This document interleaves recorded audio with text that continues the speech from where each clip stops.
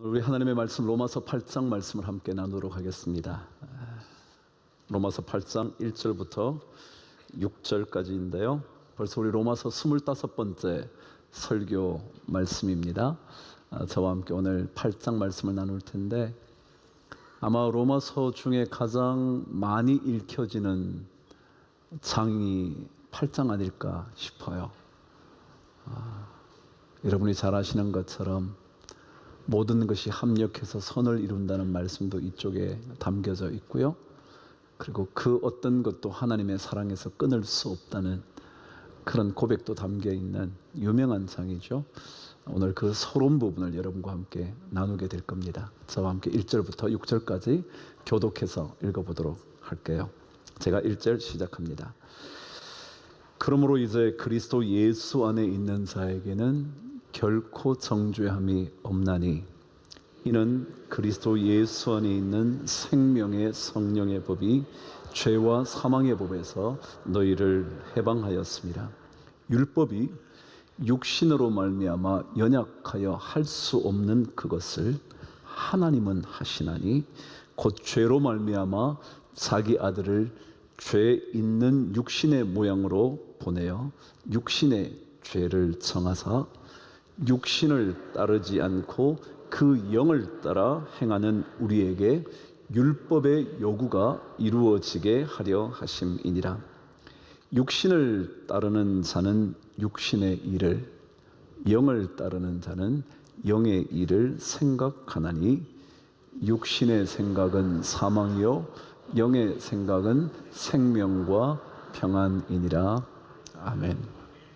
1961년 4월 11일 예루살렘의 특별법정에는 세기의 재판 하나가 열렸습니다. 여러분이 기억하실는지는 모르지만 그 자리에는 유대인 학살의 최고의 전범이었던 카를 아돌프 아이히만이라는 사람이 법정에 선 재판이었습니다. 유대인들이 그 참혹한 학살의 현장에서 600만 명이 죽었다 그랬습니다. 그 600만 명 중에 이 사람의 손에 죽은 사람이 수백만 명이라니까 정확하게 셀 수 없어 수백만 명이 그의 손에서 죽임을 당했습니다. 그것만이 아닙니다. 그는 리투아니아 사람들 수만 명, 라트비아 사람 수만 명, 우크라이나 사람 수만 명, 그리고 벨라루스 사람들 수만 명을 죽인, 수십만 명을 또한 죽인 희대의 전범이었습니다. 그가 전쟁이 끝난 2차 대전이 끝난 그때 포로로 잡혔다가 1950년 포로에서 탈출해서 아르헨티나에 자리를 잡아 10년 동안 위장한 삶을 살아갑니다. 그런데 끈질긴 이스라엘의 모사드 첩보단에 의하여 마침내 체포되어 예루살렘으로 이송이 되어 재판을 받게 된 겁니다. 그런데 그 재판에서 모든 사람들이 충격을 받습니다. 왜냐하면 그 아히만이라는 사람의 얼굴 속에서 그렇게 참혹한 죽음의 영이 있었을까 생각되어진 겁니다. 너무너무 평범한 사람이었던 그에게서 어찌 저렇게 처참한 죽음을 이끌어 올 수 있었을까 전부 다 경악한 겁니다. 더더욱이 아르헨티나에서 10년간 도피 생활을 할 때 그는 정상적인 가정을 이끌었고 자녀를 양육하는 좋은 가장이었으며 좋은 이웃이었다는 겁니다. 모든 사람들이 어떻게 저런 평범한 사람에게서 그렇게 악한 것들이 등장할 수 있었을까? 상상할 수 없었다는 겁니다. 그 현장에, 재판의 현장에 유명한 철학자 한 사람이 참관을 했습니다. 한나 아렌트라는 유명한 철학자가 그 재판을 들여보다 중요한 개념 하나를 만들어냈습니다. 그게 뭐냐면 악의 평범성이라는 겁니다. 악이 너무 평범하다는 겁니다.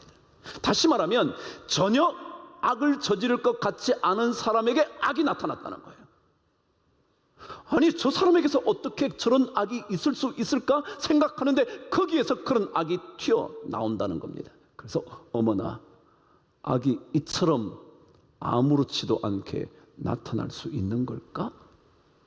진짜 악이 너무 평범하네.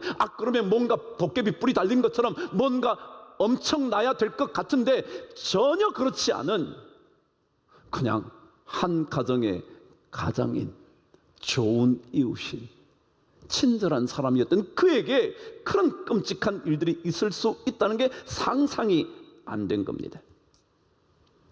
이게 바로 인간입니다. 지난 시간 기억하시나요? 모든 과학자들이 한결같이 동의한 내용이요. 어떻게 악을 배우지도 않은 유아의 어린 아이들이 거짓말을 아무렇지도 않게 할까? 그러면서 결론이 뭐였다고요? 인간의 유전자 속에 이미 악이 들어가 있다. 그게 과학자들 얘기입니다. 성경은 이미 얘기했습니다. 모든 사람이 죄를 범하였음에 하나님의 영광에 이를 수 없었다고. 그 얘기를 하면 내가 왜 죄를 지었어? 그러지만요, 과학자들이 이미 인간의 유전자 속에 악이 도사리고 있었다, 존재하고 있었다는 것입니다. 사람 그렇지 않나요? 누군가에겐 너무 다정한데요, 어떤 사람에게는 너무 매정하지 않나요? 너무 차갑지 않나요? 너무 매몰차지 않나요? 너무 분노하지 않나요? 괜찮은 사람에게는요, 한없이 괜찮을 수 있는데요, 자기에게 조금이라도 손해가 끼쳐진다든지 자기에게 어떤 해를 끼치는 사람에게는 언제든지 돌변할 수 있는 존재 아닌가요? 우리 그런 거 아닌가요? 그래서 옛 사람들이 열 길 물속은 알아도 뭐래요? 한 길 사람 속은 모른다 그러지 않았나요? 야, 저 사람 저렇게 괜찮은 사람이었는데, 아니 그럴 수 있었어? 어쩌다가 분노에 사로잡히면, 어쩌다가 질투에 사로잡히면 어느새 누구든지 살해할 수 있는 존재가 우리라는 거예요. 우리라는 거예요. 그래서 사도 바울은 7장에서 오호라, 나는 곤고한 자로다, 이 사망의 법에서 누가 나를 건져내랴, 그런 거잖아요. 선을 원하는데, 선을 행하기도 하는데 어느새 악한 생각이 내 삶 속에 자리 잡기 시작했고, 그를 미워하기 시작했고, 그를 몰아내고 싶은 충동에 사로잡히는 이 곤고한 내 삶을 누가 건져낼 수 있을까? 사도 바울은 예수를 만난 다음에 자신의 삶 속에 얼마나 끔찍한 죄악이 꿈틀거리고 있는지 알게 된 거예요. 여러분 한번 생각해 보세요. 그는 율법에 따라 살았던 사람이었습니다. 율법은요, 겉으로 드러난 것만 말합니다. 하루에 3번 기도했으면요, 잘했다는 겁니다. 율법을 잘 지켜서 선한 사람입니다. 그러나 예수 그리스도를 만나면 그 겉을 보지 않으시고 속을 살피신다는 거예요. 속을 살피신다는 거예요. 그 속을 하나님을 만나고 난 다음에 보고 나니까 자기가 아무리 율법을 잘 지켜도 너무너무 비참한 존재라는 것을 깨닫게 된 겁니다. 세상은 그렇잖아요. 들키면 죄라고요. 안 들키면 절대 죄가 아니라니까요. 그래서 사람들은 자기가 죄인 아니라고 말합니다. 그리고 그리스도인들이 죄 지은 것에 대하여 회개하면 우습게 생각합니다. 뭘 죄 짓고 회개를 해? 죄 짓지나 말지. 아니요, 모든 사람은 죄를 짓습니다. 드러나지 않았으라고요? 그러나 죄가 죄인 줄 아는 것이 그리스도인입니다. 그래서 회개합니다. 회개하는 사람이 더 아름다운 사람이지, 죄를 짓고도 난 죄가 아니야, 남보다는 넌 나보다 더 하잖아 라고 말하는 존재가 더 나은 인생을 사는 게 아닙니다. 숨겨진 내면을 들여다본다면 우리는 정말 비참한 존재입니다. 지난 시간 말씀드린 것처럼 우리의 생각에 특별한 기계를 달아 우리의 모든 생각을 시각화해서 영상으로 보여줄 수 있다면 아무도 그 영상을 내 가족들에게 보여줄 사람이 없지 않을까요? 내 속에 있는 생각을 몽졸이 다 보여줄 수 있다면 어느 누가 사람들 앞에 서겠냐고요. 더더욱이 공의로우신 하나님 앞에 설 수 있겠냐고요. 여러분, 요즘 나오는 영화요, 뭐 옛날부터 그랬지만 영화 한번 보세요. 얼마나 기괴한지, 정말 막 이상한 동물 막 그냥, 그리고 얼마나 폭력적인지, 얼마나 선정적인지, 얼마나 끔찍한지, 얼마나 처참한지, 얼마나 섬뜩한지 여러분 아시잖아요. 여러분, 그게 도대체 어디서 나왔나요? 우리 마음 속에, 우리 인간 속에 그게 들어있으니까 그걸 만들어내는 거예요. 그런 거 없이 어떻게 만들어요, 여러분? 우리 인간 안에 그런 폭력성과 끔찍한 잔혹함과 그 모든 것들이 담겨 있으니까 그렇게 영화 만드는 거지. 그거 없이 뭘 보고 만들어요, 자기가? 인간이 그런 존재란 말이죠. 그래서 우리 영혼의 것을 바꾸려면요, 우리 내면을 바꾸려면요, 우리 힘으로는 절대로 안 되는 겁니다. 그게 사도 바울이 얘기하고 싶은 겁니다. 그래서 이 곤고함과 비참함과 이 참혹한 상태에서 벗어날 수 있는 길은 우리 인간이 아니라는 겁니다. 아무리 선하게 보이는 사람이어도 그 사람이 그 자신을 구해낼 수 없다는 겁니다. 길은 하나밖에 없잖아요. 예수 그리스도. 예수 그리스도 구원의 그 길 외에는 다른 길이 없잖아요. 그래서 사도 바울은 7장 마지막 절에 우리 주 예수 그리스도로 말미암아 하나님께 감사한다고. 자기는 도저히 벗어날 수 없는데 하나님께서 그 아들 예수 그리스도를 보내주셔서 내가 살게 됐다고. 그래서 감사한다고. 오직 한 길밖에 없습니다. 그래서 오늘 성경 8장 1절은 이렇게 시작했죠. 그러므로 예수 그리스도 안에 있는 자에게는 결코 정죄함이 없나니. 여러분, 그러므로라는 말은 뭐냐면요, 우리는 도저히 우리 자신을 건질 수 없는데 하나님께서 보여주신 그 공의로우심의 원칙에 따라 예수 그리스도 안에 있게 되고 나니까, 그렇게 되고 나니까 우리에게 드디어 정죄함이 없다, 그 얘기입니다. 여러분, 예수 믿었다고요 여러분 안에 악한 생각이 사라진다, 그런 뜻이 아니에요. 예수 믿었다고 여러분 안에요 죄가 없어지게 된다, 그런 뜻이 아니에요. 우리에게는 예수 그리스도 외에는 건짐 받을 길이 없다, 그 얘기예요. 그래서 그분을 만나면 그분 때문에 정죄함이 없다는 거지, 내 안에 죄가 없다, 그 말이 아니에요. 여러분, 우리는 연약하기 때문에 우리 자신을 건질 수 없어요. 우리 육신은요 늘 육신의 일만 생각한다고요. 사도 바울은 갈라디아서 5장 19절 20절에서요 21절까지 그가 인간의 일이, 육신의 일이 뭔지 너무너무 상세하게 말해요. 한번 여러분 읽어 보실래요? 그 중에 여러분 혹시 안 걸리는 게 있으시면 다행이시겠지만 그럴 수 없을 겁니다. 한번 읽어 보실래요? 시작. 육신의 일은 분명하니 곧 음행과 더러운 것과 호색과 우상숭배와 주술과 원수 맺는 것과 분쟁과 시기와 분냄과 당 짓는 것과 분열함과 이단과 투기와 술취함과 방탕함과 또 그와 같은 것들이라. 그와 같은 것들이 뭐냐면 등등 등등, 적어 놓지 않았지만 등등, etc. 그런 거예요. 육신의 일은요 너무 분명하다는 거예요. 겉은 깨끗해 보이는데 우린 다 더럽다는 거예요. 겉은 아무렇지도 않은 것 같은데 속에는 투기심과 분쟁과 다툼과 질투심이 가득하다는 거예요. 그래서 사람을 갈라놓는다는 거예요. 당을 짓는다는 거예요. 이게 우리 인간이라는 거예요. 그래서 그런 육신의 일을 생각하는 육신이 구원자일 수 없다는 거죠. 이만희가 아무리 자기가 흰옷을 입고요, 백마를 타고요 다녀도요, 그 속에 육신의 일이 가득한 인간이라 그가 구원자가 될 수가 없는 거예요. 그래서 예수 그리스도 그분 외에는 길이 없는 거죠. 왜냐하면 예수 그리스도는 그는 생명의 법을 가지고 계시는 분이기 때문에 그래요. 그분의 십자가의 죽으심으로 사람이신 예수 그리스도에게 죄를 정해 주신 거예요. 예수에게 죄가 있다, 그리고 십자가에 못 박히셔서 모든 죄를 사하신 거예요. 그리고 그분이 부활하셔서 그분은 생명이 되신 거예요.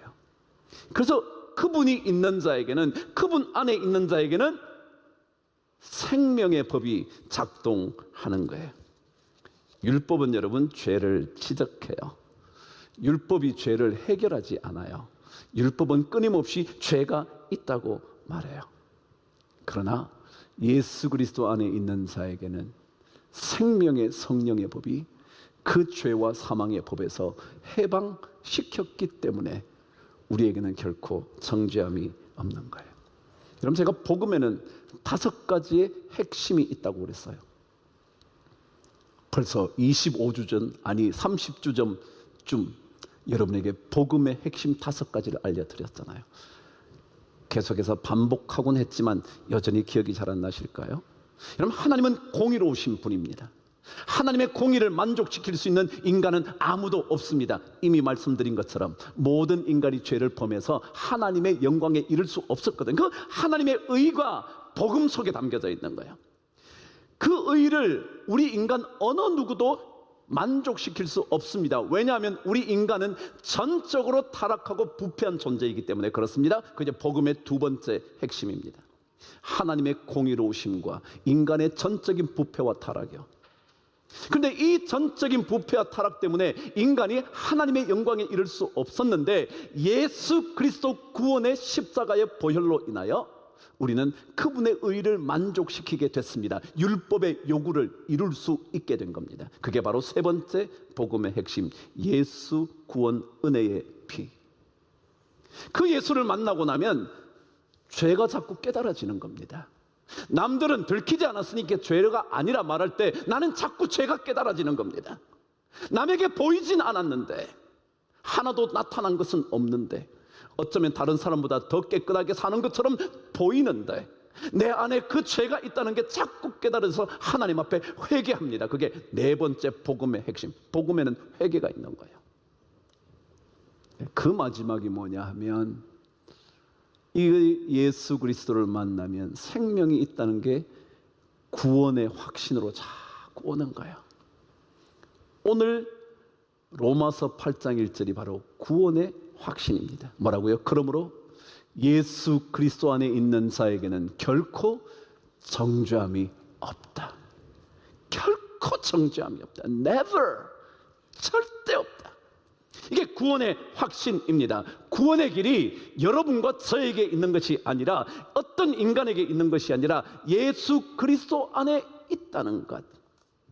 그때라야 생명의 길이 열린다는 것.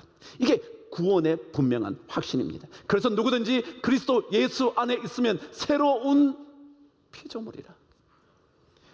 여기에 새로운 피조물이라면요, 다른 게 아니고요, 예수 만나서 예수로 말미암아 구원받은 존재가 됐다고요. 내가 구원을 할 수 있는 존재가 아니라 예수 때문에 구원받을 수 있다. 그래서 구원받은 사람이 바로 새로운 피조물이라는 거예요. 정죄함에서 벗어난 피조물이죠. 바로 이 하나님의 사랑에서 어느 누구도 끊어낼 수 없다고 로마서 8장 마지막 절은 그렇게 얘기하잖아요. 하나님의 사랑에서 끊을 수 없느니라. 어떤 피조물이라도, 높음이나 권세나 사망이나 그 어떤 것도. 이게 구원의 확신입니다. 완벽한 구원의 확신이죠. 예수 안에 있으면, 사도행전의 말씀에 의하면 그 예수를 영접하면 하나님의 자녀가 되는 권세를 주신다는, 그 입으로 믿음으로 고백하면 그는 영원한 생명을 얻게 된다는 것. 예수 앞에 나오면 우리는 죄 사함 받은 새 사람이 된다는 것. 이게 여러분 구원의 확신이에요. 여러분과 제가 간간히 부르는 이 찬송이요, 기억나시나요? 슬픈 마음 있는 자, 몸과 영혼 병든 자, 누구든지 부르시오. 예수 이름 부르시오. 그 이름을 믿는 자, 그 이름을 부르는 자, 그가 어떤 사람이든 그는 구원 얻으리. 오늘 이 찬양 부르시면서요, 말씀을 정돈할 거예요.